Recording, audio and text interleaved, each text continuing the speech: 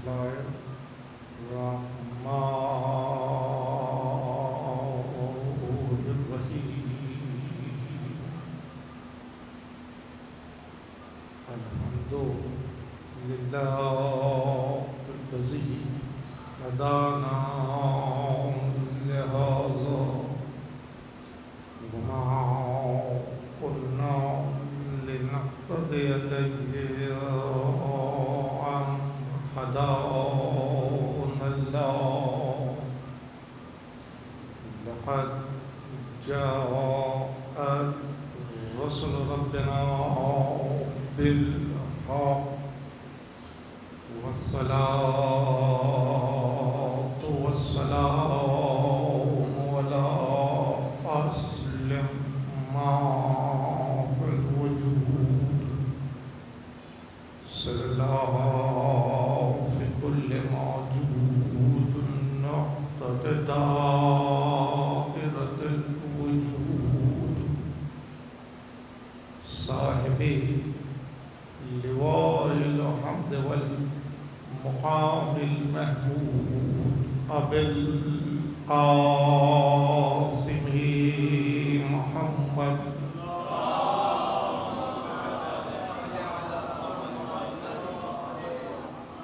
وآله الطيبين الطاهرين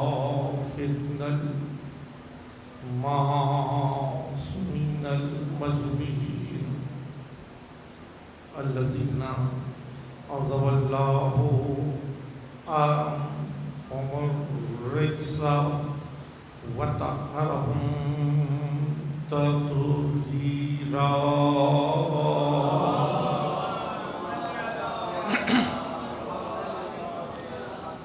أما بعد فقد قال الله سبحانه وتعالى في موقع كتابه الحكيم وهو أصدق الصادقين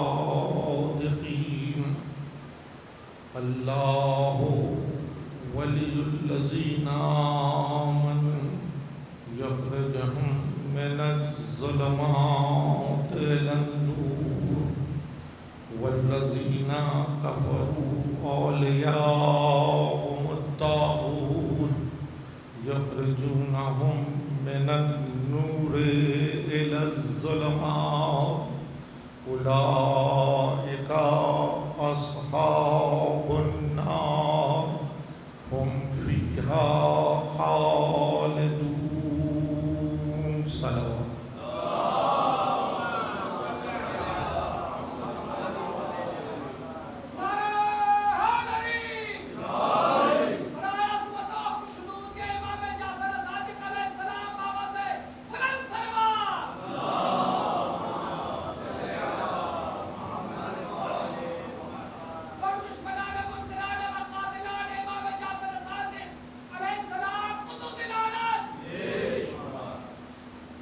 گرامی، یہ شب مختص ہے امام ناطق امام جعفر صادق صلوات اللہ وسلم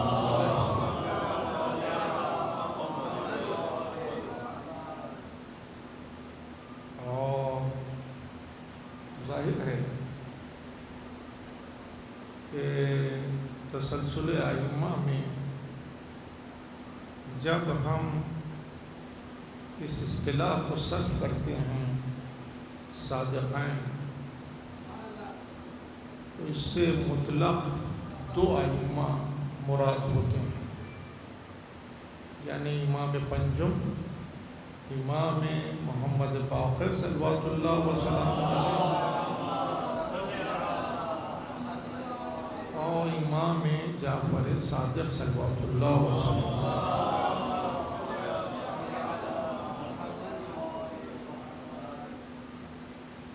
ظاہر ہے جیسا کہ آپ ابھی مرثیہ سماعت کر رہے تھے تو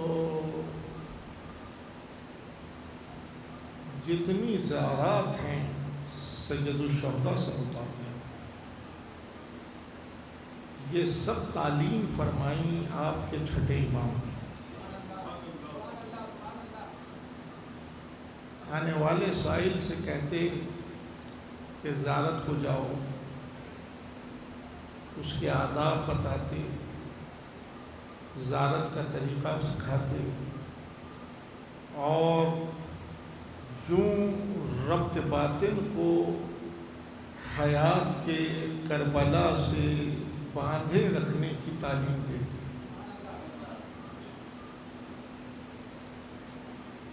اس اعتبار سے بیشتر مواقع کے اوپر آپ اس امر کو محسوس کرتے ہوں گے کہ ہم نے اپنی مجلسوں کو نص معصوم کے تحت مختص رکھا ہے فضائل علی اور مصائب سید الشہداء سے۔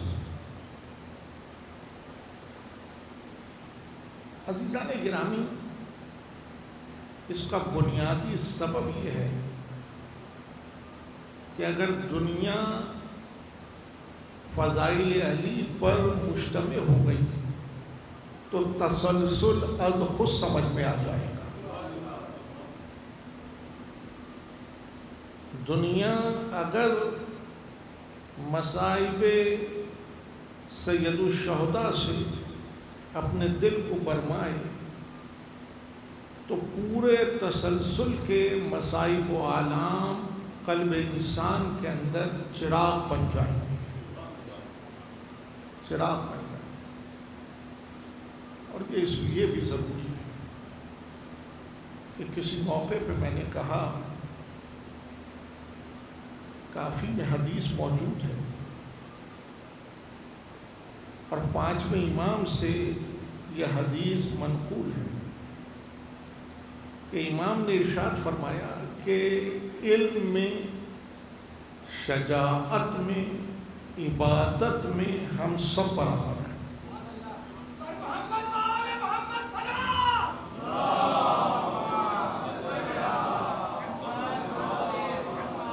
یعنی اس تسلسل میں منزلت علم، منزلت شجاعت، منزلت عبادت میں تمام ائمہ برابر ہیں۔ اور فضائل نفسی انسان کے انہی 3 ستونوں پر استوار ہوتے ہیں: علم، شجاعت، عبادت۔ جب آپ باب مرتضوی کو کھولیں گے تو یہی 3 ستون ہیں جو تمام فضائل نفسی کی شرح بیان کرے گا: علم، شجاعت، عبادت۔ اب اگر امام تقی جواد کا سن 8 برس کا ہے تو آپ کی منزلت علم بھی وہی ہے جو منزلت علم میں امام جعفر صادق ہے۔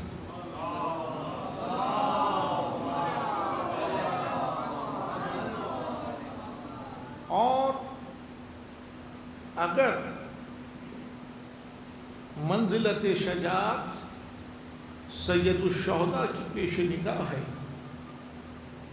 تو ہر معصوم اپنی منزل کے اوپر اسی کیفیت شجاعت کے اوپر مامور ہے۔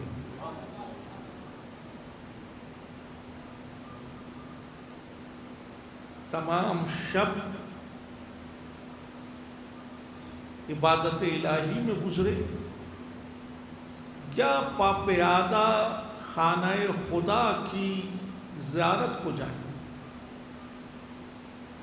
وہ شان جو امام علی ابن الحسین کی ہے وہی شان امام تقی جواد، امام علی نقی ہادی، امام حسن عسکری صلوات اللہ وسلام علیہ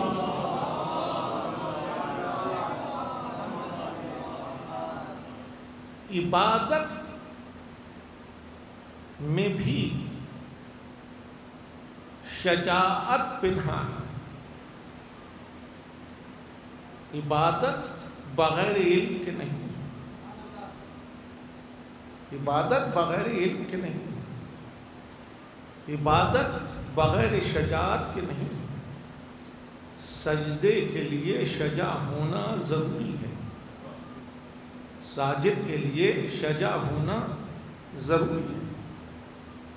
20 پاپیادہ حج کیے ہیں امام علی بن الحسین صلوات اللہ وسلام علیہ، اور تنہا جا رہے ہیں، تنہا جا رہے ہیں، عصا کا سہارا لیے، اپنے زاد راہ کو اپنے ہمراہ لیے تنہا جا رہے ہیں۔ عبداللہ ابن مبارک نے اس ملاقات کا احوال محفوظ کیا، اور عبداللہ ابن مبارک یہ پہلا صوفی ہے جسے آپ ملت اسلامیہ کے اندر پائیں گے۔ عبداللہ کے والد مبارک یہ بھی صوفی اقدار میں اوائل کی منزل پہ نظر آتے ہیں، اور یہ اپنے تسلسل کو لے جا کر ملحق کرتے ہیں رابعہ بصری سے، رابعہ بصری سے۔ تو عبداللہ ابن مبارک کہتا ہے کہ میں بھی سفر حج پہ تھا، اور میں راہ کو معدوم پا رہا تھا، یعنی میں راستہ نہیں پا رہا تھا، کہ میں نے میری نگاہوں نے دیکھا کہ ایک شخص پاپیادہ عصا کا سہارا لیے جا رہا، میں اس کے قریب ہوا اور اس کے قریب ہو کے کہا کہ کہاں سے آ رہی ہیں؟ اس نے سر کو بلند کر کے کہا من اللہ۔ میں نے کہا کہاں کا ارادہ ہے؟ کہا اللہ۔ دو مکالمے ہیں اور پوری زندگی کا خلاصہ ہے۔ کہ کہاں سے آ رہی ہیں؟ کہا من اللہ، اللہ کی طرف سے۔ اور کہاں کا ارادہ ہے؟ کہا اللہ، اللہ کی طرف جا رہا، اللہ کی طرف جا رہا۔ کہا کوئی سواری ساتھ نہیں ہے، کوئی سواری ساتھ نہیں ہے۔ مسکرا کے کہا میری سواری میرے 2 پاؤں ہیں، میری سواری میرے 2 پاؤں ہیں، میرا زاد راہ میرا تقویٰ ہے، میرا زاد راہ میرا تقویٰ ہے۔ اور پھر مسکرا کے کہا، پھر مسکرا کے کہا کہ میری زندگی قناعت ہے، میری زندگی قناعت ہے۔ اور ادھر یہ جواب دیا اور ادھر کہا کہ تم اپنی راہ لو، میں اپنی راہ لیتا ہوں۔ یہ عبداللہ ابن مبارک کے منقول مکالمے ہیں کہ میں نام نہ پوچھ سکا، میں نام نہ پوچھ سکا۔ ہیبت کا یہ عالم تھا، جلالت کا یہ عالم تھا کہ کہتا ہے کہ میں نام نہیں پوچھ سکا، لیکن جب میں طواف حرم سے کے فریضے کو ادا کر چکا تو میں نے دیکھا کہ علماء عرب ایک بلندی کی جانب جا رہی ہیں،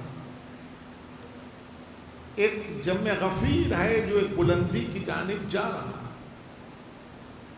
تو کہتا ہے میں نے بھی جستجو کی کہ دیکھوں کہ یہ سبب کیا ہے۔ تو عبداللہ ابن مبارک کہتا ہے میں نے اس بلندی کے اوپر اس نوجوان کو بیٹھے ہوئے دیکھا، میں نے اس بلندی کے اوپر اس نوجوان کو بیٹھے ہوئے دیکھا، تو میں نے پوچھا کہ یہ کون ہے؟ کہا نہیں پہچانا، یہ جعفر صادق ہے، یہ جعفر صادق ہے۔ اور خلائق عالم ان سے سوال کر رہی ہے اور یہ اس کے جوابات دے رہے ہیں. لوگ اپنے مسائل کو بیان کر رہے ہیں اور یہ اس کے جواب دے رہے ہیں. تو عزیزان گرامی، یہ وہ منزل ہے، یہ وہ مقام ہے کہ جہاں اس وقت امام کے ان کلمات کو بھی محفوظ رکھنے کی ضرورت ہے کہ امام نے ارشاد فرمایا، یعنی میرے اور آپ کے چھٹے امام، امام جعفر صادق صلوات اللہ وسلم، ارشاد فرمایا وہ نظر بیکار ہے جس میں اعتبار نہ ہو. وہ نظر بیکار ہے جس میں عبرت نہ ہو. عبرت لغت میں عبرت آئینے کو کہتے ہیں. لغت میں عبرت آئینے کو کہتے ہیں. اور جب سر آئینہ آ کے کھڑے ہوں تو حقیقت آشکار ہوتی ہے. جب سر آئینہ آ کے کھڑے ہوں تو حقیقت آشکار ہوتی ہے. امام نے کہا وہ نظر بیکار ہے کہ جس میں اعتبار نہ. وہ نظر بیکار ہے جس میں عبرت نہ. وہ سکوت بیکار ہے جس میں فکر نہ. وہ سکوت بیکار ہے جس میں فکر نہ. دیکھیں چھوٹے چھوٹے کلمات ہیں لیکن پوری زندگی سمٹ رہی ہے. اور وہ عمل بیکار ہے جس میں ذکر نہ. وہ عمل بیکار ہے جس میں ذکر نہ. اعتبار چاہیے، فکر چاہیے، ذکر چاہیے. زندگی اگر کیفیت اعتبار کی حامل ہے تو وہ فکر کرے گی، اور جب وہ فکر کرے گی تو وہ ذکر کرے گی. جب وہ فکر کرے گی تو ذکر کرے گی. تو میرے عزیز، ہر وہ عبادت انسان کی، ہر وہ عبادت انسان کی، امام ارشاد فرماتے ہیں ہر وہ عبادت انسان کی جو عقل سے عاری ہوتی وہ فائدہ نہیں دیتی. وہ فائدہ نہیں دیتی. صلہ عمل انسان کو اس کی عقل کے مطابق ملتا ہے. صلہ عمل انسان کو اس کی عقل کے مطابق ملتا ہے. یہی سبب ہے کہ ملوکیت عقل کو مکفل کرتی ہے اور امامت دامن عقل کو تھامنے کی دعوت دیتی ہے. دامن عقل کو تھامنے کی دعوت دیتی ہے. اور یہی کسی موقع پہ میں نے بالتفصیل گفتگو کرتے ہوئے کہا کہ یہ خاصہ آپ ہی کو حاصل ہے کہ آپ کے یہاں جو حدیث کی پہلی کتاب ہے اصول و فروع کافی، اس میں اصول کا پہلا باب کتاب العقل ہے. کتاب العقل ہے. 16,199 احادیث ہیں اور وہ منسوب ہیں صادقین سے. وہ منسوب ہے صادقین سے. یعنی بعد میں آنے والے ائمہ نے جب روایت کو لیا ہے تو وہ صادقین ہی سے لیا. بعد میں آنے والے ائمہ نے جب روایت کو لیا ہے تو وہ صادقین ہی سے لیا. تو پہلا باب کہیں نہیں ملے گا حدیث کی، ملت اسلامیہ کی کسی کتاب میں آپ کو کہیں کتاب العقل کا باب نہیں ملے گا. وہاں بہت آخر میں آ کر فلسفے پر جب گفتگو ہوئی تو پھر عقل کی جانب توجہ کو مبذول کیا گیا. لیکن امام جو ہیں وہ دعوت عقل دے رہے ہیں. امام جو ہیں وہ دعوت عقل دے رہے ہیں. کیوں؟ کہ امام ارشاد فرماتے ہیں کہ ہر عمل کا صلہ انسان کو اس کی عقل کے اعتبار سے ملے گا. اعتبار سے ملے گا. اور پھر یہ حدیث بھی کافی میں موجود ہے کہ مومن کی تعریف ارشاد فرماتے ہوئے کہا کہ مومن کی نشانی یہ ہے کہ وہ صاحب عقل ہوگا. مومن کی نشانی یہ ہے کہ وہ صاحب عقل ہوگا. مومن خفاش کی طرح آنکھ بند کر کے سفر نہیں کرتا. مومن آنکھ کھلی رکھ کے سفر کرتا.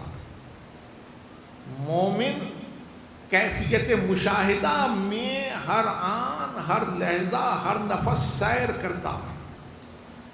اور جب وہ کیفیت مشاہدہ میں ہر آن ہر لحظہ سیر کرتا ہے تو اس کو ہم ایک مکالمے میں اس طرح سے سمیٹ سکتے ہیں کہ وہ علم سے عرفان کی راہوں کو طے کرتا ہے. اور جب انسان علم سے عرفان کی راہوں کو طے کرتا ہے تو وہ اپنے مدارج معرفت میں بلندی پاتا چلا جاتا ہے. وہ اپنے مدارج معرفت میں بلندی پاتا چلا جاتا ہے. یہ اصطلاح بڑی لطیف ہے. یہ اصطلاح بڑی لطیف ہے. معرفت حاصل نہیں کر سکتا سوا مومن کی. مومن ہو نہیں سکتا کہ جب تک کہ صاحب عقل نہ. مومن ہو نہیں سکتا کہ جب تک کہ صاحب عقل نہ. یاد رکھیں گے میرے نوجوان، میرے طلباء، کہ علم کے معنی جاننے کے، علم کے معنی جاننے کے، لیکن علم کا شعور ادراک کی منزل میں قدم رکھ دینا معرفت کہلاتا ہے. علم کا شعور ادراک کی منزل میں قدم رکھ دینا معرفت کہلاتا ہے. تو امام ارشاد فرماتے ہیں کہ مومن کی نشانی یہ ہے کہ وہ صاحب عقل ہوگا. ابن سکیت نے امام سے سوال کیا. اب آپ کو یاد ہوگا ابن سکیت کون ہے؟ متوکل کے بچوں کا معلم اور محب ہے آل محمد کا. محب آل محمد کا. محبت امتحان دیتی ہے. محبت امتحان دیتی ہے. گفتگو آ گئی تو سن لیجئے. جب ابن سکیت سے بادشاہ نے کہا کہ میرے بچوں میں اور حسن و حسین میں کیا فرق ہے، میرے بچوں میں اور حسن و حسین میں کیا فرق ہے، ابن سکیت نے جواب دیا. ابن سکیت نے جواب دیا، کہا کہ حسن و حسین عامر کی منزل پر ہے. عامر کی منزل پر ہے. یعنی اولی الامر کو سمجھ تو لیجیے،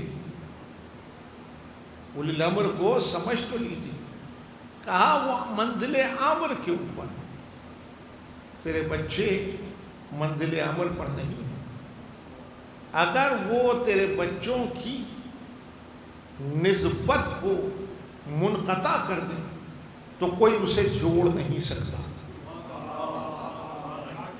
کوئی اسے جوڑ نہیں سکتا. ابن سکیت نے شہادت پائی. ابن سکیت سوال کر رہے ہیں. امام کہہ چکے مومن کی نشانی یہ ہے کہ وہ صاحب عقل ہو. اور ابن سکیت کا سوال اب آپ سنیں. ابن سکیت نے کہا مولا عقل کا کام کیا ہے؟ عقل کا کام کیا ہے؟ مومن وہ ہے جو سوال کو غائب نہیں ہونے دیتا، سوال کو قائم کرتا. کہ مولا عقل کا کام کیا ہے؟ کافی میں موجود ہے. امام نے مسکرا کے کہا ابن سکیت محفوظ کر اور لوگوں تک پہنچاؤ کہ عقل کا کام یہ ہے کہ وہ تصدیق کرے. عقل کا کام یہ ہے کہ وہ تصدیق کرے کہ خدا پر سچ کون بول رہا ہے. عقل کا کام یہ ہے کہ وہ تصدیق کرے کہ خدا پر سچ کون بول رہا ہے. عقل کا کام یہ ہے کہ وہ تکذیب کرے کہ خدا پہ جھوٹ کون بول رہا ہے, خدا پر جھوٹ کون بول رہا ہے.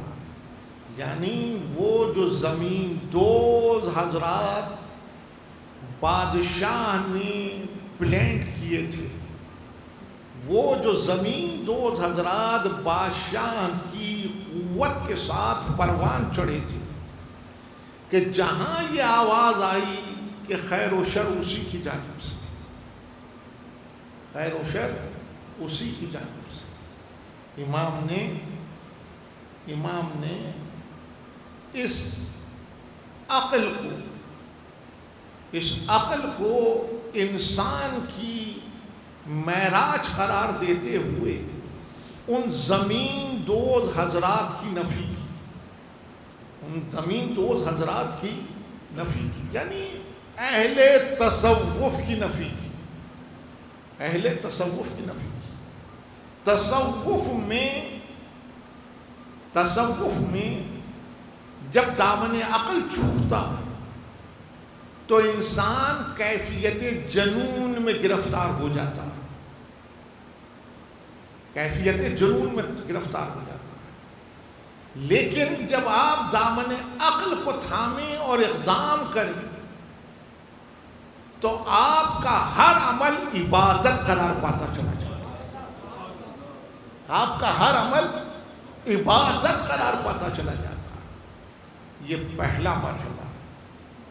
اور دوسرا مرحلہ جس کی جانب امام نے متوجہ کیا, جس کی جانب امام نے متوجہ کیا, وہ یہ کہ ایک لفظ کے ذریعے سے امام نے تمام فقاہت کے بت گرا دیے, تمام فقاہت کے بت گرا دیے.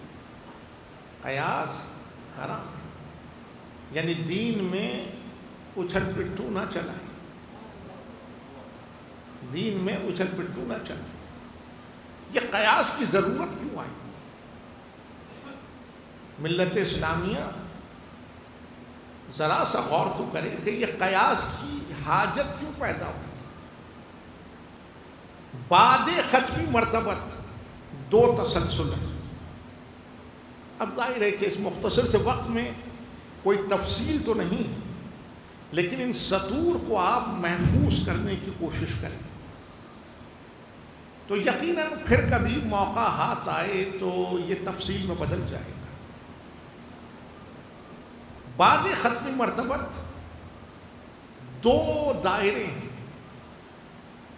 ایک دائرہ یہ ہے کہ جب عہد تشریع تمام ہوا, عہد تشریع یعنی عہد وحی تمام ہوا, تو ملت نے سر جوڑ کر بساط فقاہت کو بچھانا شروع کیا, بساط فقاہت کو بچھانا شروع کیا. اور ایک دائرہ وہ ہے کہ جہاں عہد تشریع ختم ہوا تو عہد تدوین شروع ہوا, عہد تدوین شروع ہوا. اور عزیزان گرامی, اس کا نتیجہ یہ نکلا کہ ایک وقت میں کئی سو فقیہ ہونے کے دعوے دار ہو گئے, کئی سو فقیہ ہونے کے دعوے دار. تو پھر اس انتظام کو, اس انصرام کو انہی ہاتھوں نے سنبھالا جنہوں نے اس بساط کو بچھایا تھا, جنہوں نے اس بساط کو بچھایا تھا. تو اب پہلا فقیہ عہد امام پنجم کے اندر موجود. ملت اسلامیہ کا پہلا فقیہ عہد امام پنجم کے اندر موجود. زانو ادب طے کیے, وہ آغاز تھا کہ جہاں یہ آواز آئی کہ اگر علی نہ ہوتے تو میں ہلاک ہو جاتا, اور یہ منزل اس وقت شاہی کے نقطۂ عروج کی تھی, لیکن جسے بٹھایا تھا اس نے کہا کہ اگر یہ 3 برس میسر نہ آتے تو میں ہلاک ہو جاتا، اگر یہ 3 برس میسر نہ آتے تو میں ہلاک ہو جاتا۔ بات تو سمجھ میں آ رہی تھی کہ اگر ان سے جدا ہو گئے تو ہلاکت ہے، اگر ان سے جدا ہو گئے تو ہلاکت ہے۔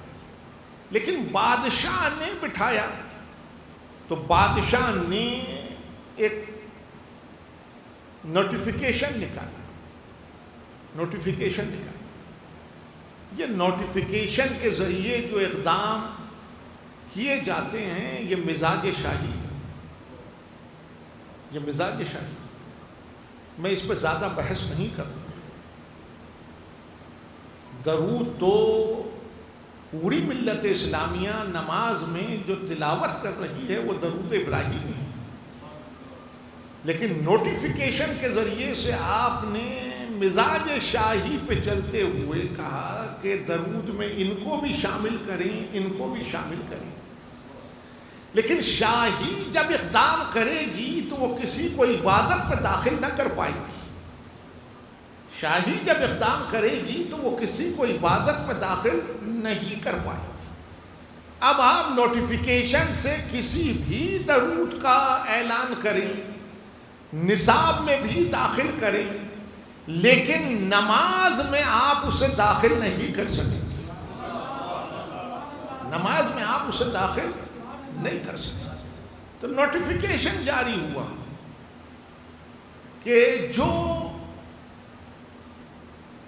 ابو حنیفہ سے مسئلے کو پوچھے گا اسے 1 درہم انعام ملے گا، اور جو جعفر صادق سے مسئلے کو پوچھے گا اسے 1 درہم ٹیکس دینا ہوگا۔ لوگ بھی ہوشیار تھے، یہ نماز اب جعفری آپ کیوں کہلاتے ہیں؟ یہ نماز، روزہ، زکوٰۃ، خمس، حج، یہ سارے مسائل یہیں کے اوپر تو نکھر کے سامنے آئے، بلکہ عالم اسلام نے آپ سے مسائل کو سیکھا، بالخصوص مسائل حج کو عالم اسلام نے آپ کے امام ششم سے لیا ہے، آپ کے امام ششم سے لیا ہے۔ تو نوٹیفیکیشن آ گیا کہ جو وہاں سے مسئلہ پوچھے گا اسے 1 درہم انعام ملے گا، اور جو یہاں سے مسئلہ پوچھے گا اسے 1 درہم ٹیکس دینا۔ تو لوگ مسئلہ تو وہاں سے پوچھتے ہیں، لیکن مسئلے کی تصحیح امام جعفر صادق سے کراتے، مسئلے کی تصحیح امام جعفر صادق سے کراتے۔ یعنی عوام کو اتنا تو ہوشیار ہونا چاہیے، عوام کو اتنا تو ہوشیار ہونا چاہیے، یعنی وہ عوام جو دامن عقل کو تھامے گی اس میں اتنی تو ہوشیاری آ ہی جائے گی کہ وہ مسئلہ تو پوچھے سرکار کے بٹھائے ہوئے فقی سے، 1 درہم انعام ملے، اور مسئلے کی تصحیح کرائے امام جعفر صادق سے 1 درہم ٹیکس دے دے۔ یعنی اب مجھے سمجھ میں آیا کہ اردو ادب میں یہ مکالمہ کہاں سے داخل ہوا کہ سرکار کا جوتا اور سرکار کا سر برابر کر دو۔ یہ بات اس عہد کے حضرات نے بتائی، یہ بات اس عہد کے حضرات نے بتائی۔ تو فقی آیا مقابل کو، امام نے کہا کہ قیاس حرام ہے، اور اس ایک لفظ سے تمام بساط فقاہت کو لپیٹ دیا، تمام بساط فقاہت کو لپیٹ دیا۔ اب یہاں عہد تدوین تھا، جب عہد تدوین تھا تو یہاں فقہ اور اصول الگ الگ نہیں تھے، یہاں فقہ اور اصول الگ الگ نہیں تھے۔ یہی وہ عہد ہے امام جعفر صادق صلوات اللہ وسلام علیہ کا،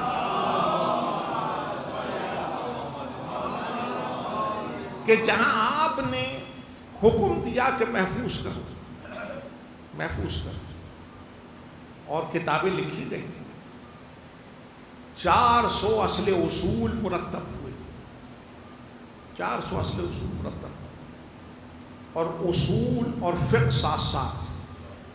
ملت اسلامیہ میں فقی تو آئے، بساط فقہ بچھی تھی، فقی تو آئے، لیکن جب امام یزدہم کی منزل آئی اور بساط فقاہت لپٹ رہی تھی، تو اب 300 برس کے بعد یہ خیال آیا کہ اصول بھی ہونا چاہیے.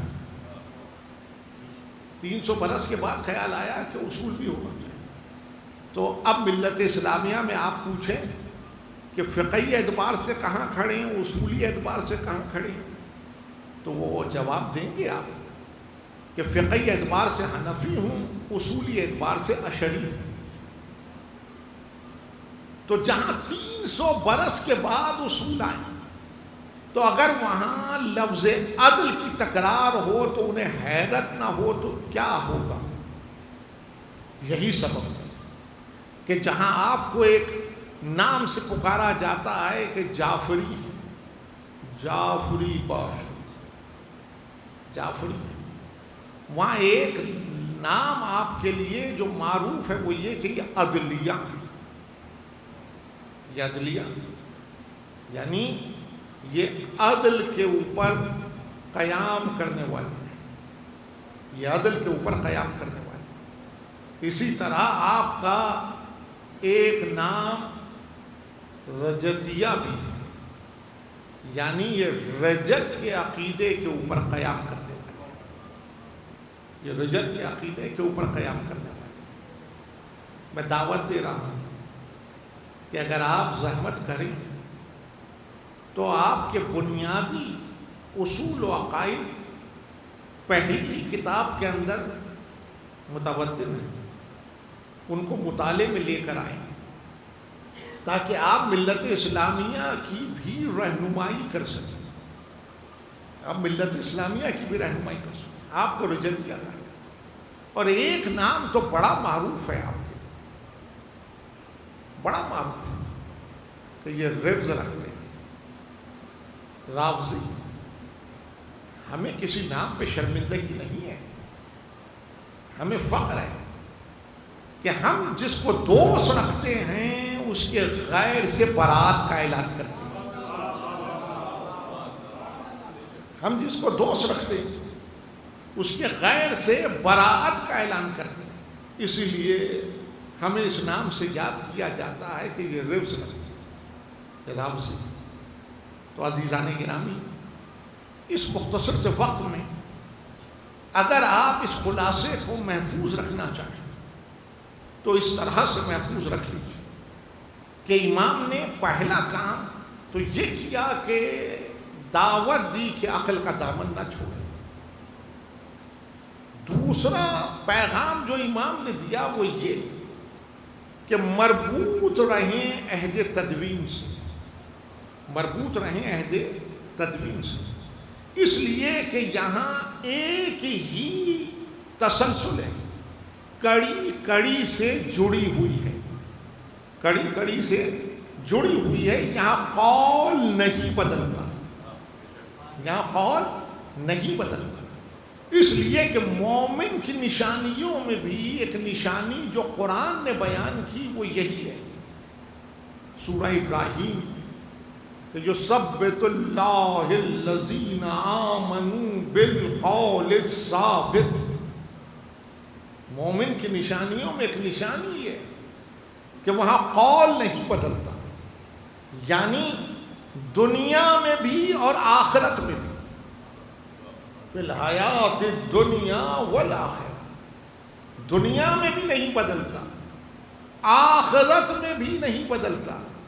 تو اب دنیا میں آپ جسے پکار رہے ہیں آخرت میں بھی اسے پکاریں گے. دنیا میں آپ جس کو آواز دے رہے ہیں آخرت میں بھی اس کو آواز دیں گے. تو عزیزان گرامی، یہ منزلیں بڑی لطیف، یہ مقامات بڑے لطیف ہیں، اور جیسا کہ میں نے کہا کہ امام اولی الامر رہے، امام اولی الامر رہے، اولی الامر جو حق زوجیت کو منقطع کرتے. اگر امام یہ کہہ دے کہ یہ تمہاری زوجہ نہیں تو نہیں، اگر امام کسی زمین پہ زمیندار کی قدم رکھے اور کہے یہ زمین تمہاری نہیں، اگر امام یہ کہہ دے کہ یہ تمہارا بیٹا نہیں، جو ابوت کو منقطع کر، جو زوجیت کو منقطع کر، جو حق ملکیت کو منقطع کر، اسے اولی الامر کہتے ہیں، اسے اولی الامر کہتے ہیں۔ اب تو سمجھ لیجیے آپ کہ اس لفظ مولا سے شاہی کو پریشانی کیا ہے، اس لفظ مولا سے شاہی کو پریشانی کیا ہے؟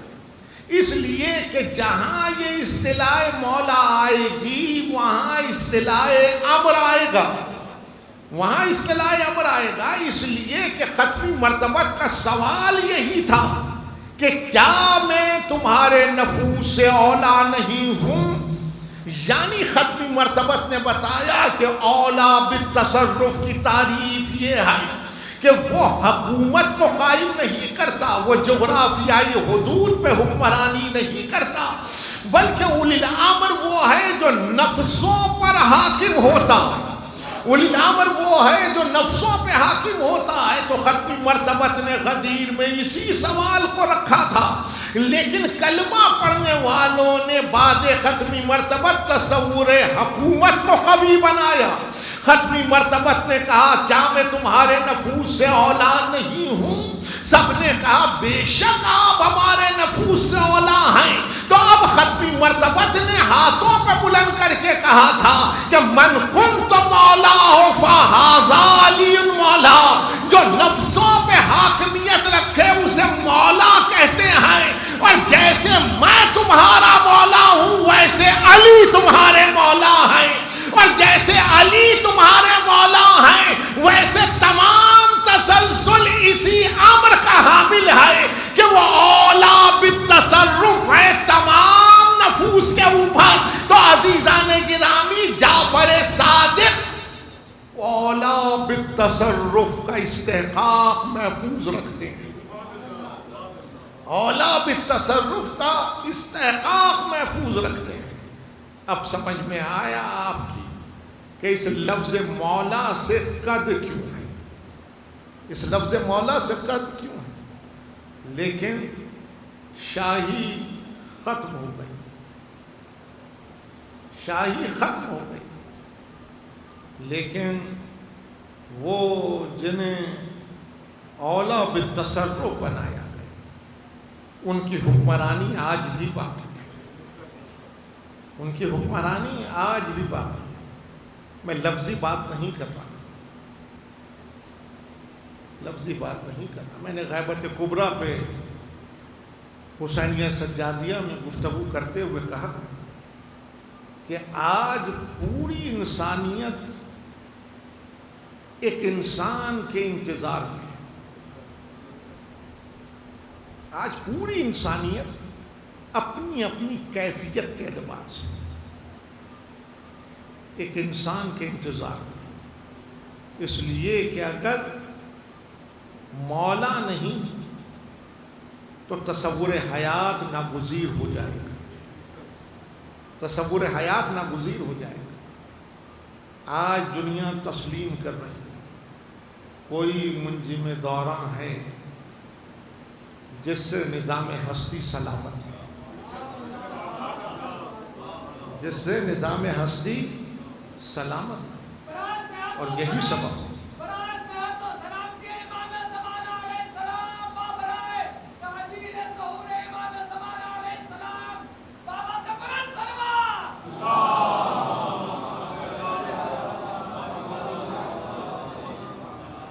یہی سبب ہے کہ جب ہم ان ابواب کو کھولتے ہیں تو تاریکی روشنی میں بدل جاتی ہے، تاریکی روشنی میں بدل جاتی ہے، اور یہ کام ولی کا ہے، یہ کام ولی کا ہے کہ وہ ظلمت سے نکالتا ہے اور نور میں لے آتا ہے، وہ ظلمت سے نکالتا ہے اور نور میں لے آتا ہے۔ میں نے بہت ٹھہر ٹھہر کر اس گفتگو کو آپ کی حضوری میں رکھا، اس لیے کہ یہ ایسے مقامات ہیں کہ جن کو محفوظ رکھنے کی ضرورت ہے، ایک دعوت فکر ہے، اور یہ دعوت عام ہے کہ تھوڑی سی سعی پہم آپ بھی کریں، اس لیے کہ سکوت جس میں فکر نہ ہو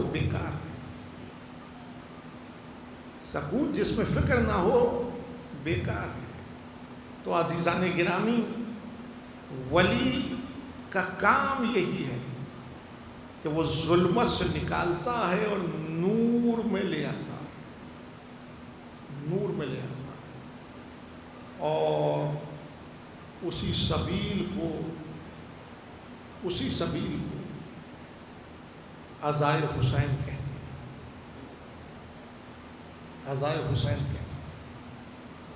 ہیں، امام روک کے کہتے ہیں کہ کربلا جاؤ، امام روک کے دعوت دیتے کہ آداب زیارت کیا ہے، طریقہ زیارت کیا ہے۔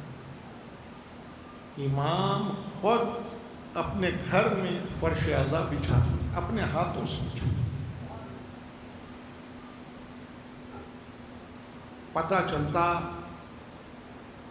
جب گھر سے نالا و شیون کی صدائیں بلند ہو جاتی تو پتہ چلتا کہ محرم کا آغاز ہو گیا،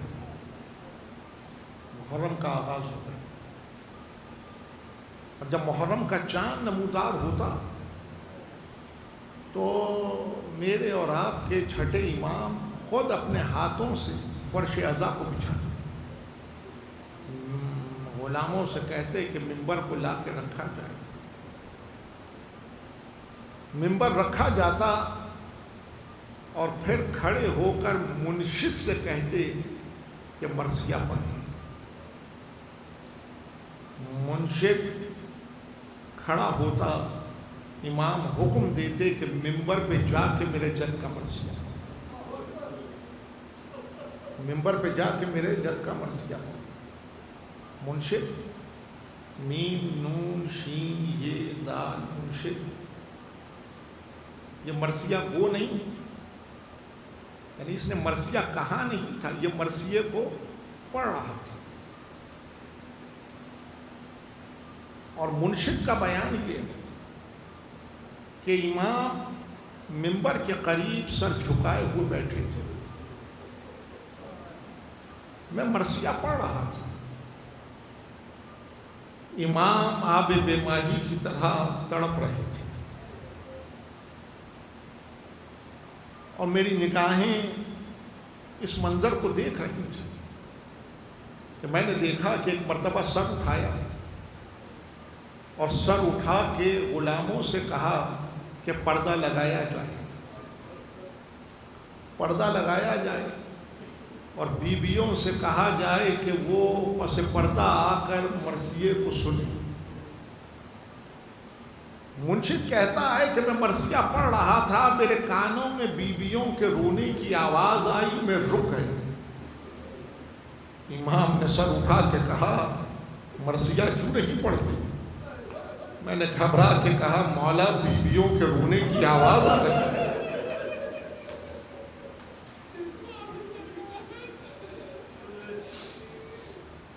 مولا بیویوں کے رونے کی آواز آ رہی ہے، تو سب کو جھکا کے کہنے لگے یہی تو چاہتا ہوں کہ ان آوازوں کو محفوظ کر دیا جائے،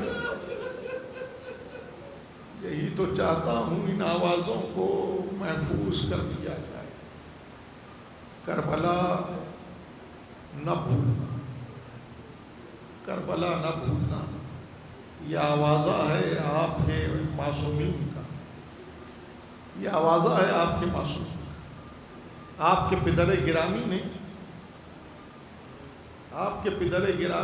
آپ نے 12 برس اپنے جد کے سائے میں گزارے ہیں، 19 برس آپ نے اپنے پدر گرامی کے سائے میں گزارے ہیں، 34 برس امامت اور کل عمر مبارک 65 برس، اور جب آپ کے جد نے دنیا سے رخصت پائی تو سینے سے لگا کہ کہا کہ میری جائیداد میں سے، میری پراپرٹی میں سے یہ حصہ مختص کیا جائے کہ منی میں آنے والے حجاج 10 برس تک میرا ماتم کریں، 10 برس تک میرا ماتم کریں۔ میرے عزیز، یہ 5ویں امام کی وصیت ہے۔ کربلا کی آخری کڑی میرا 5واں امام ہے۔ اس نے، یہ امین کرب و بلا ہے، اس نے اسیری کی سختیاں جھیلی ہیں، اس کی نگاہوں میں دربار کا منظر سمٹا ہوا ہے، اس کی نگاہوں میں زندان کی سختیاں سمٹی ہوئی ہیں، زندان کی سختیاں سمٹی ہوئی ہیں کہ 10 برس تک منی میں آنے والے حجاج میرا ماتم کرے۔ یہ وصیت تھی آپ کے 5ویں امام کی، یہ طریقہ تھا آپ کے چھٹے امام کا۔ اور اس عالم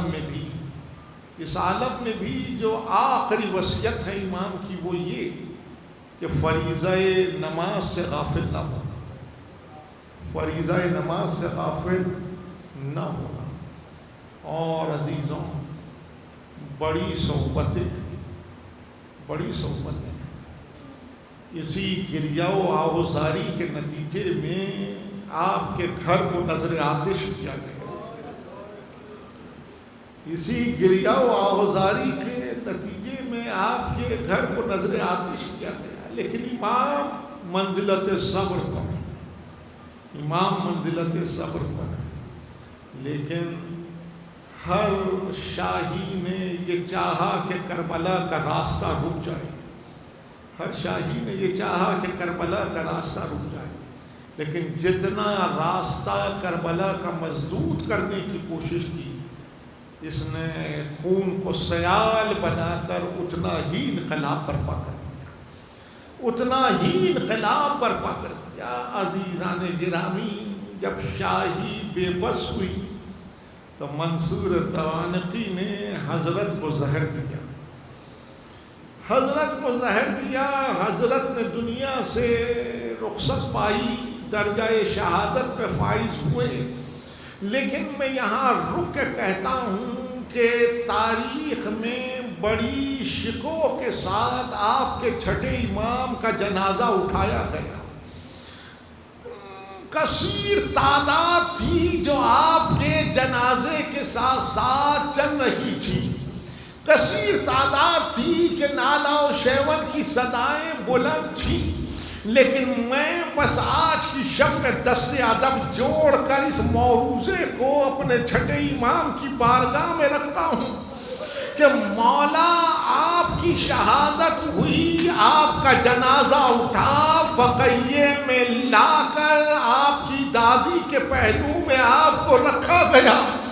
لیکن آقا، وہ جس کی صف عزا بچھائی آپ نے اپنے ہاتھوں سے، اس نے صبح عاشور سے عصر عاشور تلک 72 لاشوں کو اٹھایا۔ لیکن بعد عصر جب وہ زخموں سے چور چور پشت فرس سے خاک نینوا پر آیا اور خنجر ظلم سے اس کے سر کو تن سے جدا کیا گیا اور آفتاب شرما کے ڈوبا، ہوائیں تند ہوئی، زمین کرب و بلا لرزہ کنا تھی، اور ایسے عالم میں یہ سرگوشی لشکر میں چلی کہ دستور عرب یہ ہے کہ جس کو رسوا کرنا ہو اس کا لاشا گھوڑوں کی ٹاپوں سے پامال کرتے ہیں۔ ہمارے ساتھ حکم دے ہم ان کے لاشوں کو پامال کر دیں۔ حکم ملا، گھوڑوں کی نالیں کسی جانے لگی، گھوڑے آمادہ ہوئے، ایک قبیلہ آگے بڑھا اور اپنے اپنے وارث کا لاشا اٹھا کے چلا۔ ہر کا قبیلہ آگے بڑھا، ہر کے لاشے کو اٹھا کے چلا، یہ کہتا ہوا چلا جس کے وارث زندہ ہو اس کا لاشا پامال نہیں ہوتا، مگر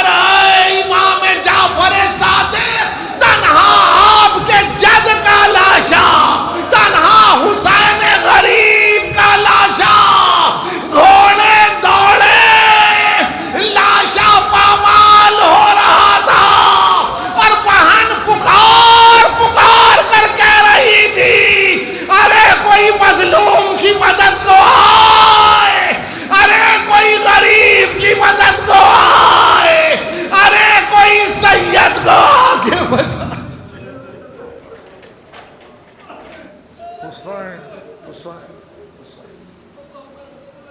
ہے۔